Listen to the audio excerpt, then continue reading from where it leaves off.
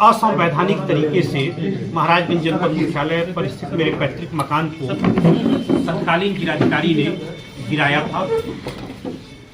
इस मामले में मैंने सुप्रीम कोर्ट में 4 पन्ने की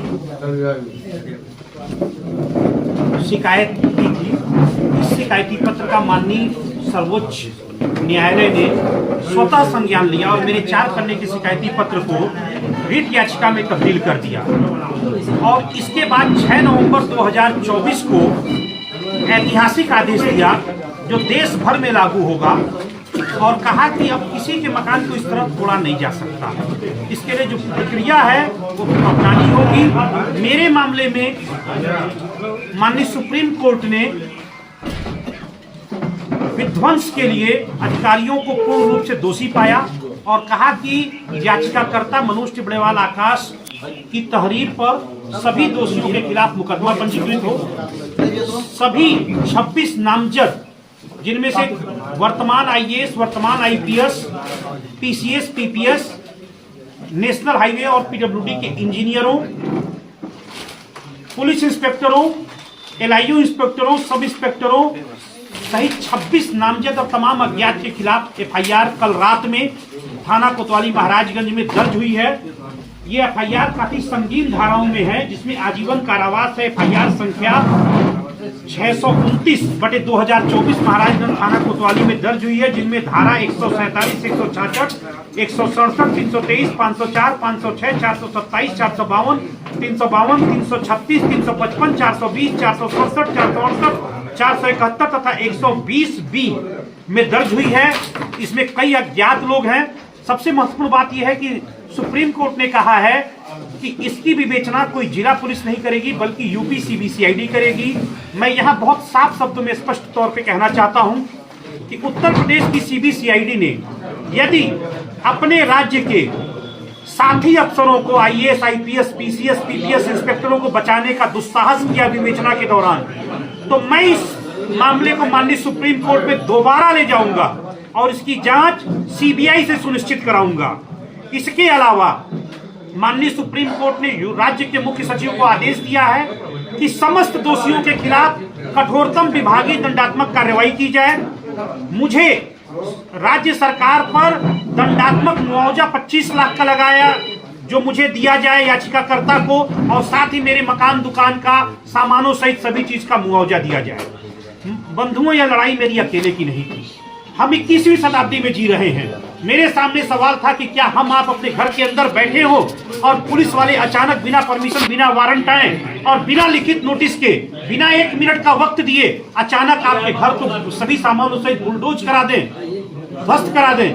इसके खिलाफ मैंने लड़ाई लड़ी और इस लड़ाई मैं नहीं लड़ पाता यदि महाराजगंज से लेकर दिल्ली तक मेरे पत्रकार साथी, मेरे शुभचिंतक मित्र, राष्ट्रीय मानव अधिकार आयोग और सुप्रीम कोर्ट ने सच का साथ न दिया होता। जो सुप्रीम कोर्ट ने आदेश दिया था वो 30 दिनों के भीतर एफआईआर दर्ज करने और मुआवजा देने की बात की, उसका कितना पालन? जी, बहुत महत्वपूर्ण सवाल ये है कि 6 नवंबर को सुप्रीम कोर्ट ने आदेश दिया और 9 नवंबर को आदेश वेबसाइट पर अपलोड हुआ। 1 महीने बाद तक ये अफसर सिर्फ कागजी खानापूर्ति करते रहे। जब मैंने मेल किया कि अब मैं कंटेम्प्ट दाखिल करने जा रहा हूं सुप्रीम कोर्ट के आदेश की अवमानना की, तो आनन फानन में कल रात में महाराजगंज थाना कोतवाली में एफआईआर दर्ज हुई है। मुआवजे की कार्रवाई अंतिम चरण में है जैसा मुझे बताया गया है। इसी नाते मैं स्पष्ट करना चाहता हूं कि जो अफसर माननीय सुप्रीम कोर्ट के आदेश के बाद एफआईआर दर्ज करने में 50 दिन का वक्त लेते हैं तो क्या वो मुझे न्याय देंगे, इस पर मुझे कतई भरोसा नहीं है। फिर भी एक नागरिक के नाते मैं 90 दिनों तक इंतजार करूंगा। 90 दिनों तक की विवेचना में यदि यूपी सीबीसीआईडी ने ईमानदारी से, निष्पक्षता के साथ, क्योंकि सुप्रीम कोर्ट सहित राष्ट्रीय मानव अधिकार आयोग की जांच में और बस्ती के कमिश्नर आईएएस मंडलायुक्त की जांच में यह साबित हो चुका है कि अधिकारियों ने अवैध कार्रवाई की थी, गैर कानूनी काम किया था। मेरा मकान जायज था फिर भी गिराया गया। तो इन 3 जांचों के बाद यदि कोई आईओ दुस्साहस करेगा तो उसे भी सीबीआई जांच का सामना करना पड़ेगा। अवैध तरीके से मकान बना करके रहते हैं, लेकिन जब उनको तोड़ा जाएगा तो वो आप ही का वो कंटेम्प्ट दिखाएंगे कि देखिए ये तो सुप्रीम कोर्ट ने हमको आदेश दिया है। तो क्या ऐसे में जो अतिक्रमण हो रहा है खास करके शहरों में, तो वहां पर सड़क बनाने का प्रस्ताव, अन्य चीजों का प्रस्ताव, तो क्या उसमें फिर सरकार को अड़चन नहीं आएगी? देखिए, इसमें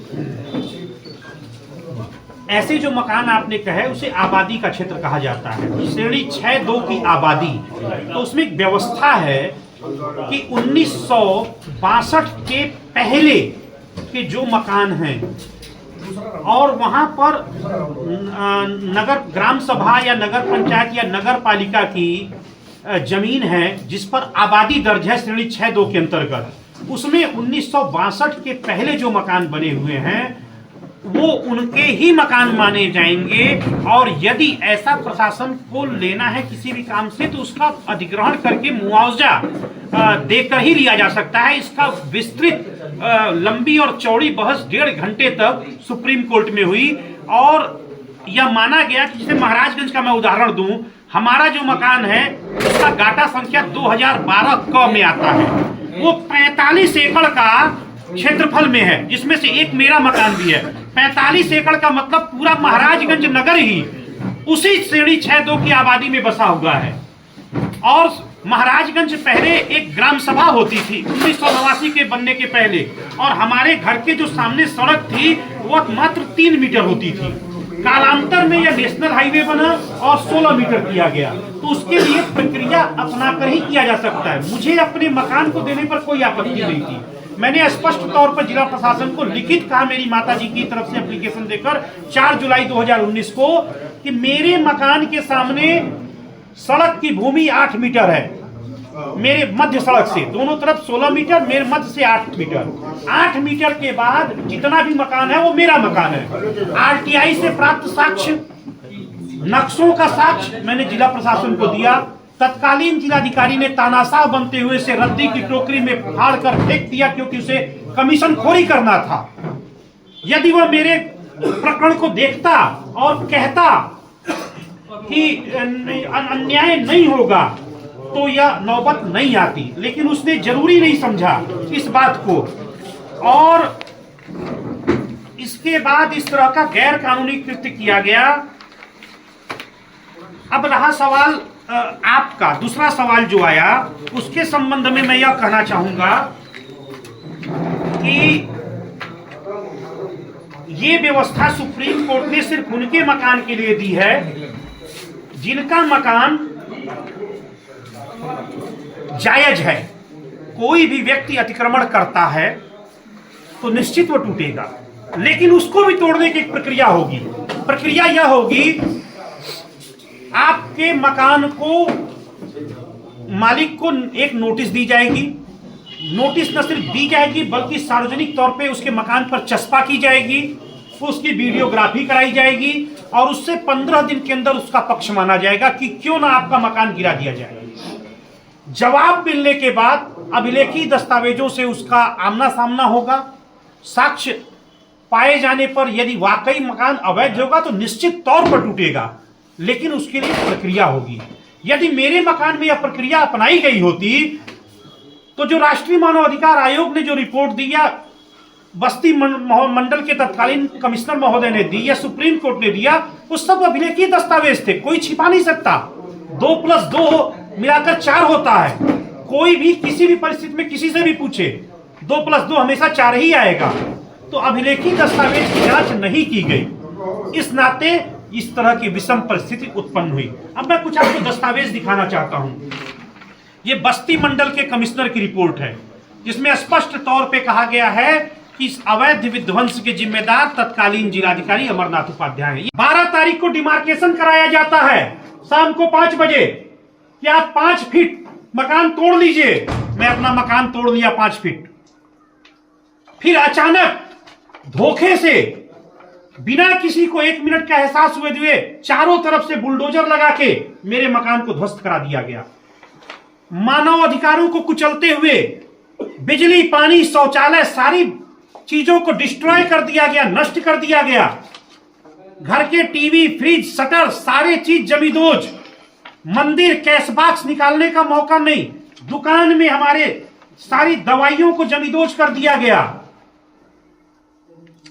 1957 की ईंट यह बताती है कि मेरा मकान कब बना था। क्या जिलाधिकारी को नहीं चाहिए था कि मेरे किसी भी एक नागरिक के आवेदन पत्र को देखें, सिर्फ उसे अपमानित करने के लिए? फिर मेरे साथ, मैं इस तस्वीर को कभी नहीं भूल सकता, जो मेरे साथ मैन हैंडलिंग की गई। मेरी माता को पुलिसकर्मियों ने खींचा। कौन सा कानून इजाजत देता है कि किसी महिला को कोई पुलिस पर्सनल छू सकता है, वो भी बीच सड़क पर? कौन सा कानून कहता है कि किसी नागरिक की आप शर्ट पकड़ लेंगे बीच सड़क पर? ये अंधेरगर्दी नहीं है, देश में कानून का राज है। और ये एनएचआरसी की रिपोर्ट कौन है? श्रीमान एचएल दत्तू जी, जो भारत के पूर्व मुख्य न्यायाधीश रहे हैं, उनके आदेश पर और माननीय सुप्रीम कोर्ट ने स्वयं श्रीमान एचएल दत्तू साहब ने अपनी जांच में 5 लाख रुपए का दंडात्मक मुआवजा राज्य सरकार पर लगाया था। यह भी मुझे मिलेगा और अन्य चीजें भी होंगी। ये एफआईआर दर्ज हुई है, 24 पन्ने हैं इस एफआईआर में। 24 पन्ने की ये एफआईआर कल रात में मुकदमा अपराध संख्या 629/2024, और इसमें जो धाराएं लगी हैं 1.5 दर्जन, उनमें आजीवन कारावास की सजा है।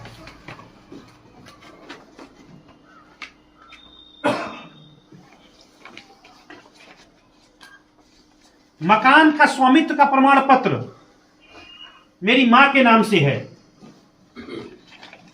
ये वो पत्र है 4 जुलाई का, जिसपे रिसीविंग है जिलाधिकारी की, कि मेरी मां ने कहा कि अगर आप मेरा मकान लेना चाहते हैं तो आप इसका मुझे मुआवजा दे दें और मकान ले लें, लेकिन सिर्फ अपमानित करने के लिए कि नहीं मुआवजा नहीं दी जाएगी, आरटीआई, सारी आरटीआई डालकर। और एफआईआर कब की है? 5 मार्च 2020 की। आप सभी सोचें कि एफआईआर की तारीख क्या है। 5 मार्च 2020 की एफआईआर, सुप्रीम कोर्ट को हस्तक्षेप करना पड़ रहा है। सोचिए कि क्या अराजकता का आलम बना दिया गया है। मैं आपको इंडियन रोड कांग्रेस की ये जिलाधिकारी का झूठा पत्र, अमरनाथ उपाध्याय के झूठ को दुनिया के सामने मैंने एक्सपोज किया, और इस अपने बचाव में ये फर्जी कागज लगाता है एलआईयू के इंस्पेक्टरों की रिपोर्ट, और कहता है कि ये जो रिपोर्ट एलआईयू की रिपोर्ट है, महाराजगंज नगर में अतिक्रमण करने की हटान दी गई धमकी के दृष्टिगत 9/9/19 फोर्स की मांग की गई।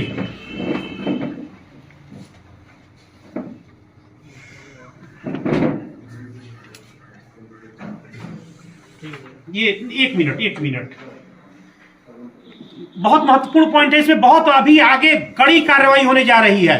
मैं आज आप लोगों के सामने बता रहा हूं कि एक तो अभी तो एफआईआर है, इसमें बहुत बड़ी कार्रवाई होगी, और जो भी पाप किया उसे दोषी बनाएंगे। पॉइंट नंबर 2 में लिखा है, एनएच 730 से अतिक्रमण हटाने के विषय में एलआईयू द्वारा जिलाधिकारी एवं एसपी को संयुक्त रूप से संबोधित गोपनीय रिपोर्ट 6/9/2019, 12/9/2019, 13/9/2019 प्रेषित की गई, जिससे स्वतः स्पष्ट है कि कानून व्यवस्था के दृष्टिगत प्रशासनिक हस्तक्षेप अनिवार्य हो गया था। मैं एलआईयू के अपने इन लोगों को कहना चाहता हूं कि कानून से ऊपर कोई नहीं होता। जिलाधिकारी ने कहा है मनोज टिबड़ेवाल के पूरे मकान को जमींदोज करना है, और जब हम विरोध करते हैं तो पुलिस वाले हमारी कॉलर पकड़ते हैं। बताइए मित्रों, मैं कहां दोषी हूं? और आज मेरी बातों को माननीय सुप्रीम कोर्ट, देश की सर्वोच्च अदालत ने माना है, और इसके लिए 2 जांच रिपोर्टें बस्ती के कमिश्नर की और एनएचआरसी की रिपोर्ट का परीक्षण किया गया। इतिहास में ऐसा पहली बार हुआ कि राष्ट्रीय मानवाधिकार आयोग की टीम 1 सप्ताह तक महाराजगंज जिले में आकर रही, किसी भी मामले की जांच की, और किसी भी मामले की इस तरह के प्रकरण की कोई कमिश्नर रैंक का अधिकारी आकर पहली बार जांच किया। और मैं धन्यवाद दूंगा सभी साथियों का, जिसकी वजह से मैं लड़ाई जीत पाया, अन्यथा मैं लड़ाई लड़ नहीं सकता था। और इस लड़ाई को लड़ने का फायदा यह हुआ कि अब देश में किसी के साथ भी अराजकता नहीं होगी। तो हम सभी को न्यायपालिका पर भरोसा करना चाहिए, और अपने अधिकार और अत्याचार के खिलाफ, अगर कोई अत्याचार करता है तो उसके खिलाफ मुखर होकर लड़ना चाहिए। बहुत बहुत धन्यवाद।